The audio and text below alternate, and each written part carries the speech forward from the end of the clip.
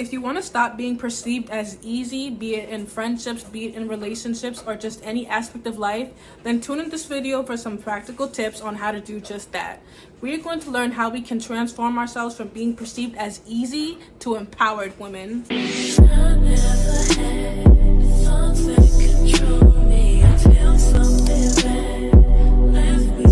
Number one, you need to learn how to set clear boundaries. In essence, you need to know your limits. What are some things that you are comfortable with, and what are some things that you are not comfortable with? And if that means starting from ground zero, then hey, so be it.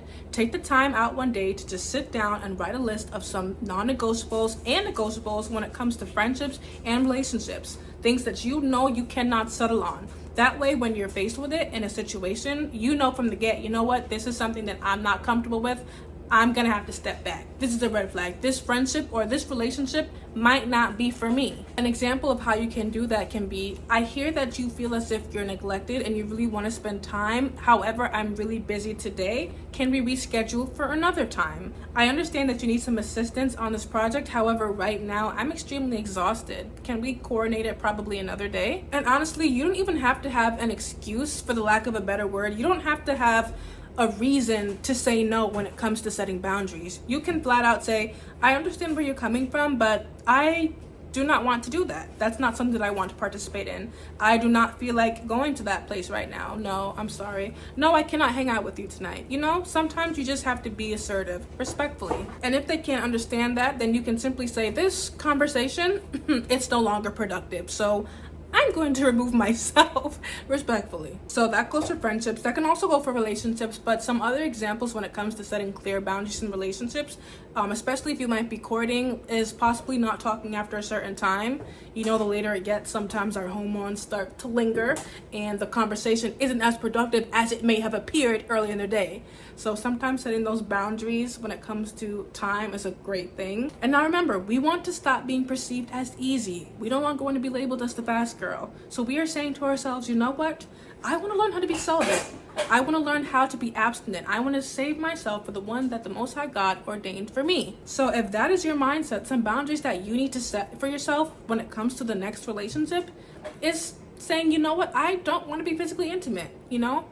If we want to hold hands, that's cool. If we want to hug, you know, a little side hug, that's cool. But when it comes to physical intimacy, such as kissing, such as the literally act, then that's a no for me.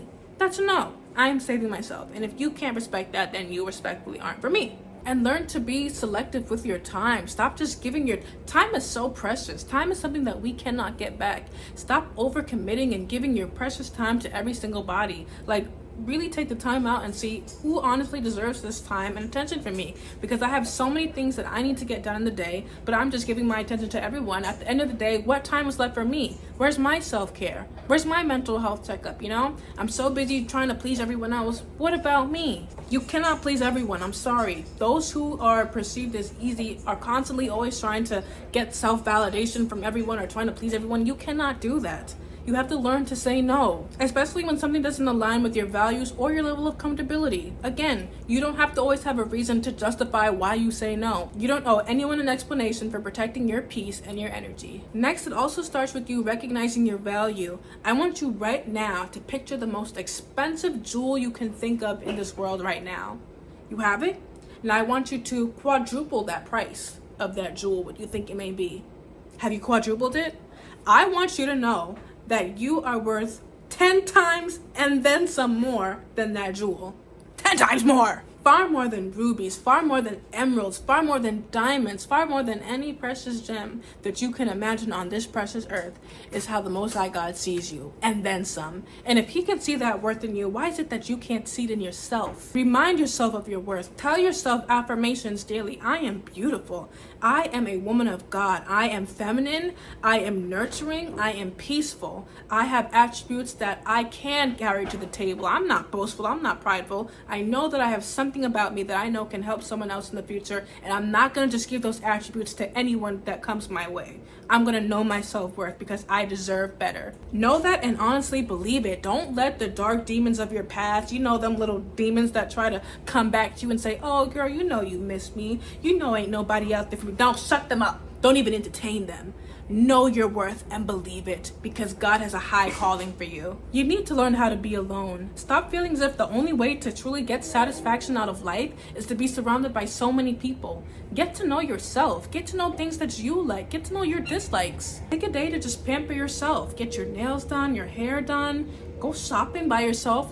You don't have to be surrounded by other people to get satisfaction out of life, y'all. Which honestly leads me to my next point. Stop trying to seek validation from other people. Learn to start making decisions based on you and what's best for you, not what's best for other people. I understand that it's convenient for you that I constantly do this day in and day out, but honestly, it's taking a toll on me and I can't do this any longer. I understand that you like to go certain places, but honestly, it's not good for my well-being and where I am spiritually. So respectfully, I'm gonna have to decline that invitation. You need to cultivate that inner validation, cultivate respect, and stop relying on other people to make you feel worthy, sis. You need to develop strong communication skills. You need to be able to articulate what it is that you are looking for and what you will not tolerate in this friendship or relationship.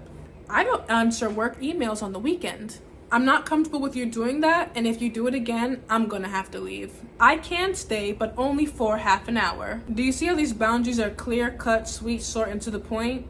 Very direct, however, being respectful, very demure. Next, focus on quality over quantity when it comes to friendships and relationships. I know in this day and age, it's like a lot of people want to be popular, a lot of people want to have all these friends and be Instagram famous or social media famous and just da-da-da-da. You don't need that, honey. Sometimes the more people around, the worse it is.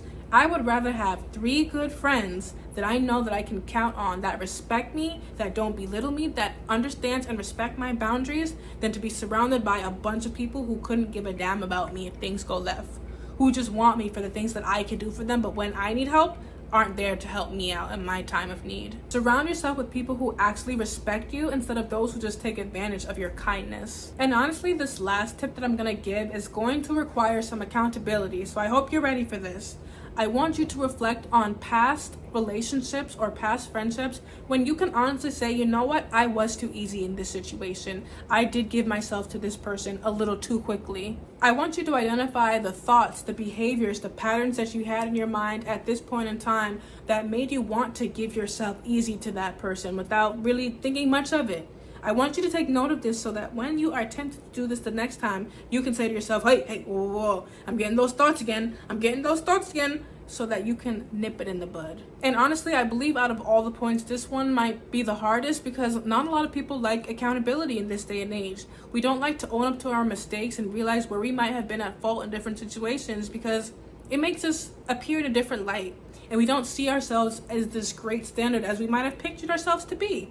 But hey, that's life. We're not perfect. We're bound to make mistakes, but it's how you deal with those mistakes and learn from them that make the difference. So take those mistakes that you've made from the past and apply it to future interactions so you understand what and what not to do. Okay, and I know I said that was my last point, but I want to make one more point. And this one is going to be primarily when it comes to relationships, because I'm sure when a lot of people saw this title of the video, they thought how to stop being easy when it comes to relationships, even though it doesn't just go for relationships and go for friendships as well. But my last tip is going to be dress how you would like to be addressed.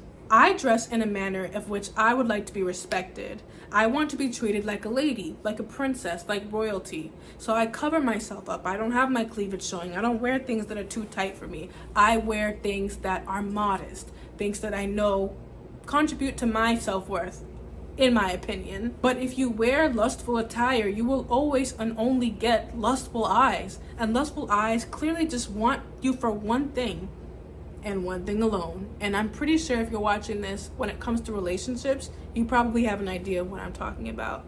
And you don't want to be looked at as just a piece of meat, okay? Like we said at the beginning of the video, you are a treasure. You are worth more than any jewel that you could think of this earth. So portray yourself as such. Portray yourself as a lady. And you can still... A lot of people think just because you want to dress modest and cover up that you're insecure about your body. Honey, I couldn't be more secure within myself. I'm so secure, I don't feel as if I need to walk around naked to feel confident. That's how secure I am, honey. That is how secure I am. I don't feel as if I need to be a slave to this mentality that the less I wear, the better. No, not at all. Not in the least. So yes, please dress how you'd like to be addressed. I know we say you don't judge a book by its cover, but sometimes the cover does say a lot about what's gonna be inside the book. Let's be real. Let's be real.